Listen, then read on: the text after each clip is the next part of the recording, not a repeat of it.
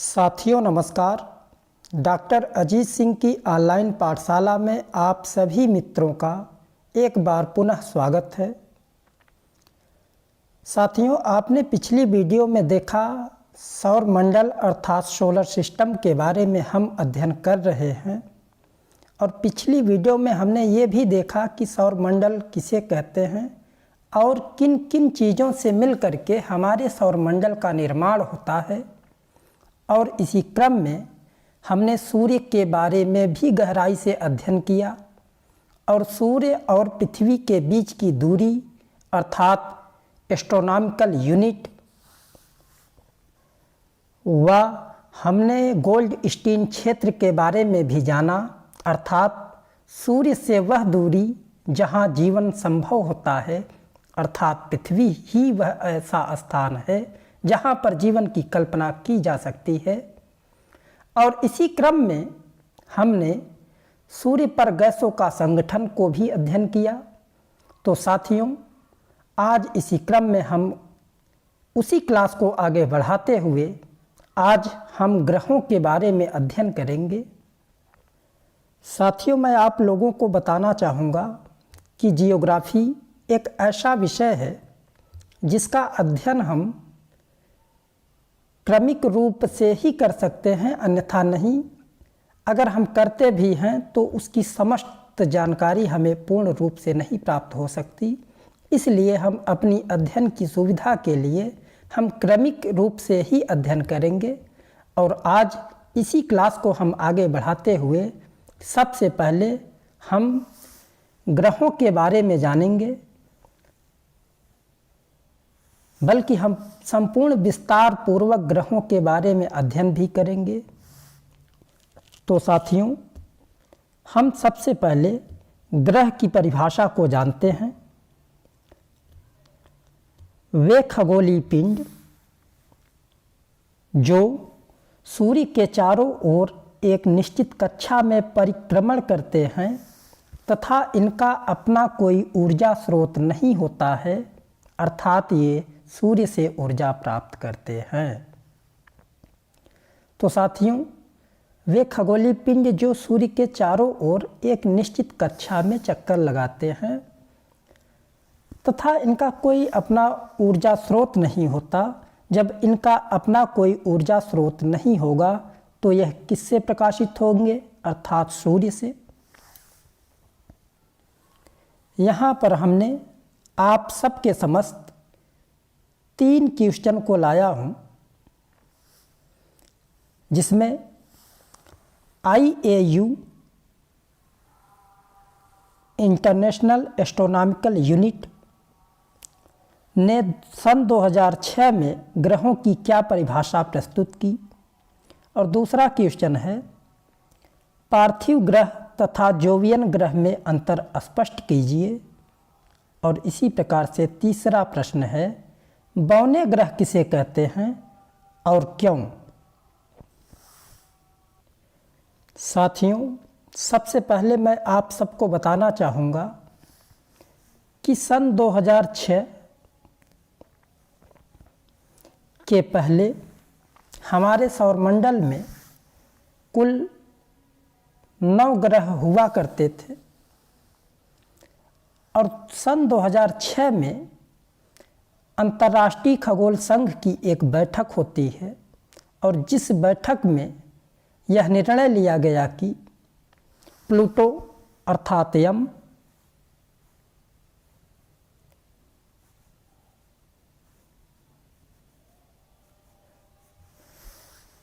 Pluto अर्थात यम को ग्रहों की श्रेणी से बाहर कर दिया जाना चाहिए अर्थात उसे एक बौने ग्रह के रूप में संज्ञा दी गई। तब से हमारी यह मान्यता है कि सौरमंडल में कुल 8 ग्रह ही होते हैं अर्थात प्लूटो को ग्रहों की श्रेणी से निष्कासित कर दिया गया। इसी प्रकार से प्लूटो को सन 1930 में क्लाइडस थाम्बोग द्वारा खोजा गया और 9वें ग्रह के रूप में मान्यता मिली। इसके बाद साथियों 2006 में अंतर्राष्ट्रीय खगोल संघ अर्थात IAU इंटरनेशनल एस्ट्रोनॉमिकल यूनिट ने चेक गणराज्य की राजधानी प्राग में एक अंतर्राष्ट्रीय सम्मेलन का आयोजन किया और जिस सम्मेलन में सबसे पहले ग्रहों की परिभाषा निश्चित की गई और इस बैठक में यह निश्चय किया गया कि किसी भी ग्रह का एक निश्चित कक्षा होनी चाहिए, अर्थात उसका एक निश्चित ऑर्बिट होना चाहिए और उसका एक निश्चित आकार होना चाहिए और आकार के साथ साथ ही उसका निश्चित घनत्व भी होना चाहिए। तो साथियों, जब IAU ने ग्रहों की परिभाषा में यह 3 निश्चित बिंदु लगा दिया गया, निश्चित कक्षा, निश्चित आकार, निश्चित घनत्व, तो ये तीनों शर्तें प्लूटो ग्रह जो था वह पूरी करने में असक्षम पाया गया, अर्थात वह अपनी कक्षा में सूर्य का परिक्रमण नहीं कर पा रहा था, जिसकी वजह से प्लूटो को ग्रहों की श्रेणी से बाहर करके एक बौने ग्रह की संज्ञा दी। अगर मैं बौने ग्रह की बात करूं, प्लूटो के अलावा सिरस, जेना इत्यादि ऐसे भी ग्रह हैं जिन्हें बौने ग्रह की संज्ञा दी जाती है। तो आइए आज हम इसी क्रम में सबसे पहले हम सौरमंडल में कुल कितने ग्रह हैं और क्रम से उनकी चर्चा करते हैं। साथियों, ये सूर्य, बुध, शुक्र, पृथ्वी, मंगल, बृहस्पति, शनि, अरुण, वरुण, ये कुल 8 ग्रह हैं और जो सभी सूर्य की परिक्रमा करते हैं। अगर मैं नज़दीकी के क्रम की बात करूं, तो सूर्य के सबसे नज़दीक जो ग्रह है वह बुध, फिर दूसरे स्थान पर शुक्र, तीसरे स्थान पर पृथ्वी और चौथे स्थान पर मंगल, पांचवें स्थान पर बृहस्पति, छठवें स्थान पर शनि और सातवें स्थान पर अरुण, आठवें स्थान पर वरुण। साथियों, बुध, शुक्र, पृथ्वी, मंगल के बाद एक एस्टेरॉइड बेल्ट पाई जाती है जिसे क्षुद्र ग्रह की संज्ञा दी गई है, जो मंगल और बृहस्पति की कक्षाओं के बीच पाया जाता है और इसी के कारण सूर्य और मंगल के बीच, क्षमा कीजिएगा, सूर्य और एस्टेरॉइड बेल्ट के बीच जो ग्रह पाए जाते हैं, हम उन्हें आंतरिक ग्रह या पार्थिव ग्रह के नाम से जानते हैं, क्योंकि ये सूर्य और एस्टेरॉइड बेल्ट के बीच में पाए जाते हैं। हम इन्हें इसलिए आंतरिक ग्रह के नाम से जानते हैं और जो एस्टेरॉइड बेल्ट के बाद में जो भी ग्रह पाए जाते हैं, हम उन्हें बाहरी ग्रह के नाम से जानते हैं। और साथियों, हम इन्हें पार्थिव ग्रह के नाम से इसलिए भी जानते हैं क्योंकि इन सभी ग्रहों का निर्माण बुध, शुक्र, पृथ्वी, मंगल अर्थात जो एस्टेरॉइड बेल्ट और सूर्य के बीच पाए जाते हैं, इन सभी ग्रहों का निर्माण पृथ्वी जिस तरीके से, जिन तत्वों से मिलकर के पृथ्वी का निर्माण हुआ है और ठीक उसी प्रकार के तत्वों से मिलकर के बुध, शुक्र और मंगल ग्रहों का भी निर्माण हुआ है, इसलिए हम इन्हें पार्थिव ग्रह कहते हैं। और हम बाहरी ग्रह को गैसीय ग्रह या जोवियन ग्रह के नाम से भी जानते हैं। ऐसा इसलिए क्योंकि जोवियन इसलिए साथियों, क्योंकि ये ग्रह जिन तत्वों से मिलकर के बृहस्पति ग्रह का निर्माण हुआ है, अर्थात गैसों से मिलकर के, इसीलिए इसे बृहस्पति ग्रह या जोवियन ग्रह या गैसीय ग्रह की उपमा दी गई है। तो सूर्य और एस्टेरॉइड बेल्ट के बीच में जितने भी ग्रह आते हैं हम उन्हें आंतरिक ग्रह या पार्थिव ग्रह के नाम से जानते हैं, और एस्टेरॉइड बेल्ट के बाहर जितने भी ग्रह आते हैं हम उन्हें बाहरी ग्रह, गैसीय ग्रह या जोवियन ग्रह के नाम से जानते हैं। साथियों, यहाँ पर अगला फैक्ट यह है कि सभी ग्रह केवल शुक्र और अरुण को छोड़ करके सभी ग्रह सूर्य का जो चक्कर लगाते हैं वह एंटी क्लॉकवाइज लगाते हैं। जैसे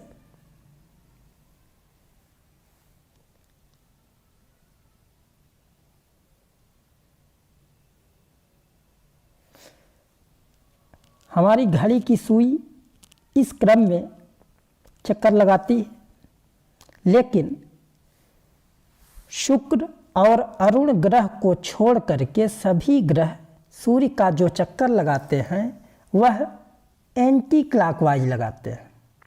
बाकी शुक्र और अरुण जो हैं यह दोनों ऐसे ग्रह हैं जो सूर्य का जो परिक्रमण करते हैं वह क्लॉकवाइज करते हैं। साथियों, अब यहाँ पर विद्यार्थियों के समक्ष समस्या ये आती है कि इसे याद कैसे किया जाए। तो साथियों, मैं आपको एक तरीका बता रहा हूँ कि वे कौन कौन से ग्रह ऐसे हैं जो सूर्य का चक्कर विपरीत क्रम में लगाते हैं, अर्थात एंटी क्लॉकवाइज लगाते हैं। तो साथियों, इधर से 1 2, इधर से दूसरा और इधर से दूसरा, इस तरीके से भी आप याद कर सकते हैं। और दूसरा तरीका ये है कि ये यूरेनस और ये वीनस, तो इसकी ट्रिक आप बना लीजिए UV। तो आप इसको ऐसे भी याद रख सकते हैं। और ये जो क्रम है बुध, शुक्र, पृथ्वी, मंगल, बृहस्पति, शनि, अरुण, वरुण, साथियों ये जो क्रम है यह सूर्य से बढ़ती दूरी के क्रम में ग्रहों के नाम हैं। यह भी क्रम आपसे विभिन्न प्रतियोगी परीक्षाओं में पूछ लिया जाता है। और दूसरा एक क्रम और है जो भी विभिन्न प्रतियोगी परीक्षाओं में आपसे पूछा जाता है। तो साथियों ये क्रम है आकार के आधार पर घटते हुए क्रम में सभी ग्रहों के नाम। तो मैं आपको बताना चाहता हूँ, जैसे अभी तक आपने ये देखा कि सूर्य से बढ़ती दूरी के क्रम में सभी ग्रहों के नाम। अब मैं आपसे पूछ रहा हूँ कि आकार के क्रम में सभी ग्रहों के नाम। तो आप जानते हैं कि सबसे बड़ा ग्रह कौन सा है?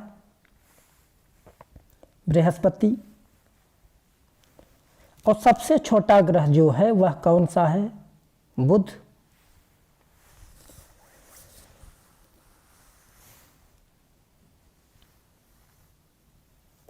तो साथियों, अगर मैं आकार के आधार पर घटते हुए क्रम में सभी ग्रहों के नाम लिखूं, तो आप ये ध्यान दीजिए कि एस्टेरॉइड बेल्ट के बाद जितने भी ग्रह हैं, पहले क्रमांक पर बृहस्पति, दूसरे क्रमांक पर शनि, तीसरे क्रमांक पर अरुण और चौथे क्रमांक पर वरुण।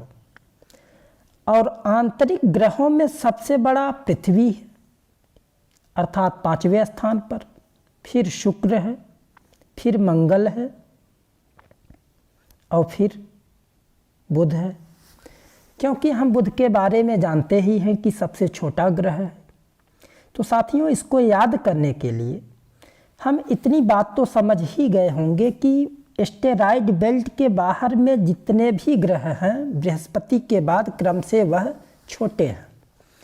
और 5वें स्थान पर पृथ्वी है, 6वें स्थान पर शुक्र है और 7वें स्थान पर मंगल है, 8वें स्थान पर सबसे छोटा बुध है। इसे हम इस ट्रिक के हिसाब से भी याद कर सकते हैं, अर्थात ईवीएम। ई से अर्थ, वी से वीनस, एम से मार्स और सबसे छोटा मरकरी।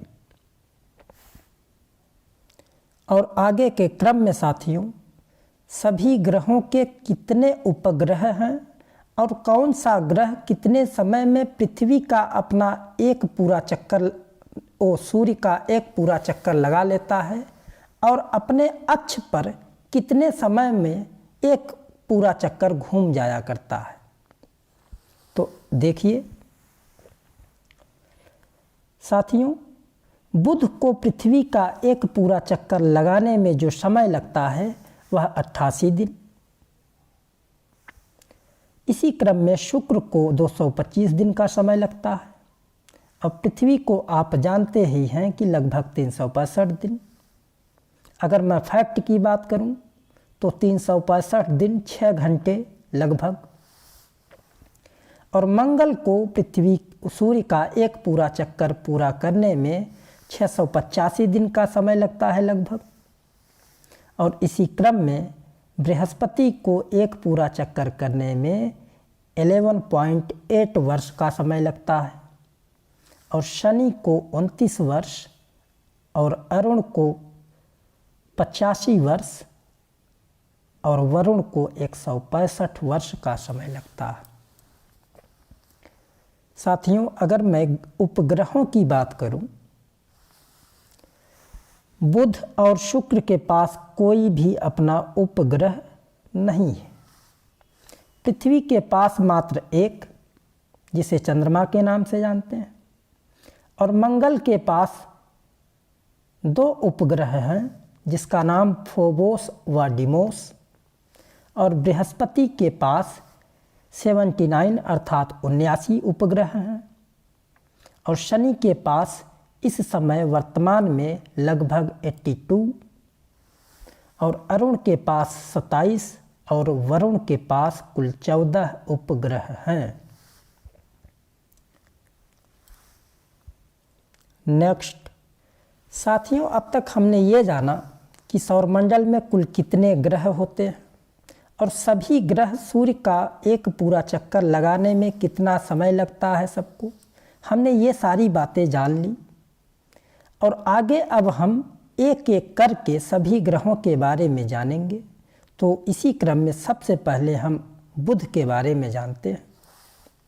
तो साथियों, बुध से संबंधित अर्थात मरकरी जो भी फैक्ट हैं वे आपके सामने दिख रहे हैं। पहला जो फैक्ट है, सूर्य के सबसे नज़दीकी ग्रह, और दूसरा सब आकार में सबसे छोटा ग्रह, और तीसरा जो फैक्ट है, दैनिक तापांतर सर्वाधिक पाया जाता है। साथियों, दैनिक तापांतर का तात्पर्य है कि दिन का तापमान और रात्रि के तापमान में जो अंतर होता है हम उसे दैनिक तापांतर कहते हैं। जैसे बुध ग्रह के धरातल पर जब सूर्योदय होता है अर्थात दिन के समय में जो अधिकतम तापमान होता है वह 423 डिग्री सेंटीग्रेड तक बढ़कर पहुंच जाता है, और जब रात्रि का समय होता है तो वही टेम्परेचर घट करके -173 डिग्री सेंटीग्रेड तक पहुंच जाता है। तो साथियों, इस तरीके से यदि इन दोनों में हम अंतर करें तो जो डिफरेंट निकल करके आता है वह लगभग 600 डिग्री सेंटीग्रेड का डिफरेंट दिन और रात के ताप में आता है।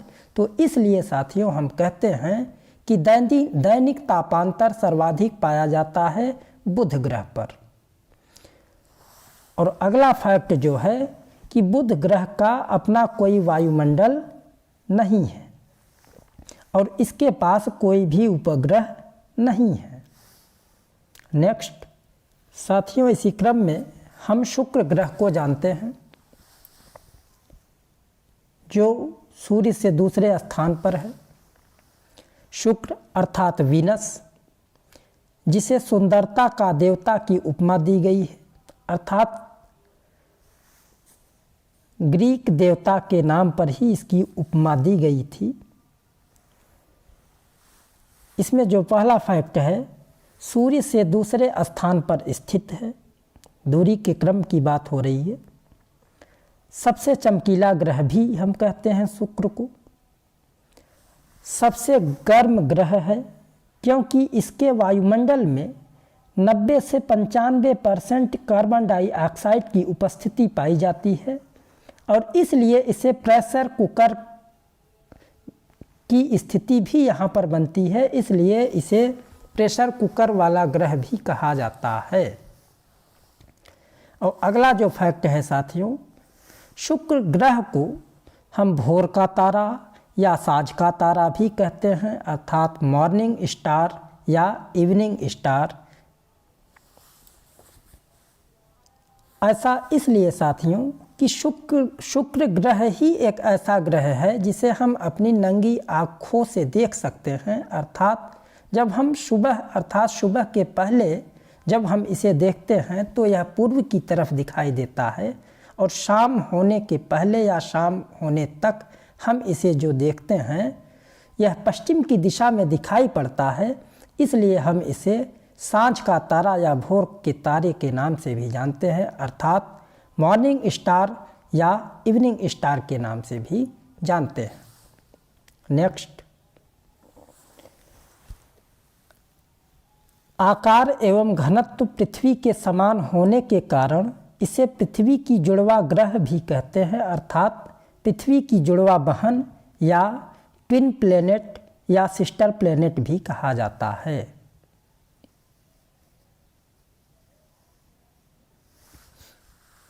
अगला पॉइंट, सबसे धीमी घूर्णन गति करने वाला या परिभ्रमण गति जिसकी 243 दिन और इसकी परिक्रमण गति साथियों जो है वह 225 दिन। साथियों, परिक्रमण करने का मतलब यह है कि सूर्य के चारों ओर का जो चक्कर लगाना होता है इसे परिक्रमण गति कहते हैं, और जब अपनी अक्ष पर ही कोई ग्रह घूर्णन करता है तो हम उसे परिभ्रमण गति के नाम से भी जानते हैं। इसलिए साथियों, शुक्र ग्रह जो है मात्र 225 दिन में सूर्य का एक पूरा चक्कर लगा लेता है, लेकिन अपने अक्ष पर एक पूरा घूर्णन करने में शुक्र ग्रह को 243 दिन का समय लग जाता है, इसलिए सबसे धीमी घूर्णन करने वाला ग्रह के नाम से भी इसे जाना जाता है। साथियों, अगला फैक्ट, इसका कोई भी उपग्रह नहीं है। सूर्य का परिक्रमण विपरीत दिशा में अर्थात क्लॉकवाइज करता है। आगे मैंने आपको बताया शुक्र और अरुण दो ऐसे ग्रह हैं जो सूर्य की परिक्रमा क्लॉकवाइज करते हैं, बाकी जितने भी ग्रह हैं वे सूर्य की परिक्रमा एंटी क्लॉकवाइज करते हैं। इसलिए शुक्र ग्रह पर सूर्योदय जो होता है पश्चिम की तरफ होता है और जो सूर्यास्त होता है वह पूर्व की दिशा में होता है। साथियों, आपसे परीक्षाओं में पूछ लिया जाता है कि वह कौन से ग्रह हैं जहाँ पर सूर्योदय पश्चिम में व सूर्यास्त पूर्व की दिशा में होता है, तो आप इसे ध्यान रखें। तो साथियों, इतने फैक्ट शुक्र ग्रह के लिए थे जो विशेष रूप से उपयोगी हैं। तो साथियों, आज की क्लास में हमने जाना ग्रह किसे कहते हैं और कुल ग्रहों की संख्या सौरमंडल में कितनी है, सन 2006 के पहले कितने ग्रह सौरमंडल के अंदर पाए जाते थे और वर्तमान में कितनी संख्या है। तो साथियों, आज की क्लास में बस इतना ही। आशा करता हूं कि आज की क्लास आपको विशेष रूप से उपयोगी सिद्ध होगी। तो साथियों, इसी क्रम में ऐसी ही वीडियो और पाने के लिए हमारे चैनल को सब्सक्राइब करें और बेल आइकन को दबाना न भूलें, और प्लीज़ वीडियो को पूरा देखें, स्किप ना करें। आपका बहुत बहुत आभार।